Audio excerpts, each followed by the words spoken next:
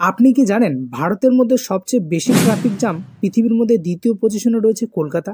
Dutch location technology fund টমটম প্রতি বছর দেশের বড় বড় শহরগুলিতে ট্রাফিক পরিস্থিতির মূল্যায়ন র্যাঙ্ক বের করে। এই লিস্টে কলকাতার পিছনে রয়েছে বেঙ্গালুরু এবং পুনে, অর্থাৎ বিশ্বের 4টি সিটির মধ্যে 3টে রয়েছে ভারতে। বেঙ্গালুরুতে 10 কিলোমিটার যেতে 2024 সালে গড় সময় লেগেছে 30 মিনিট 10 সেকেন্ড, আর কলকাতায় 10 কিলোমিটার যেতে সময় লেগেছে 34 মিনিট 30 সেকেন্ড। পুনে নতুন যুক্ত হয়েছে যানবাহন চলাচলের ক্ষেত্রে বিশ্বের সমস্ত শহরগুলোর মধ্যে 4th স্থানে রয়েছে পুনে। হায়দ্রাবাদে আছে 18তম স্থানে। বিশ্বের সবচেয়ে ভিড় রাস্তার মধ্যে টপ রয়েছে লন্ডন। এই শহরে গাড়ির গতিবেগ 14 কিলোমিটার প্রতি ঘন্টা। লন্ডন, টরন্টো, ডাবলিন, লিমার্ক গাড়ির গড় গতিবেগ কলকাতা থেকে কম।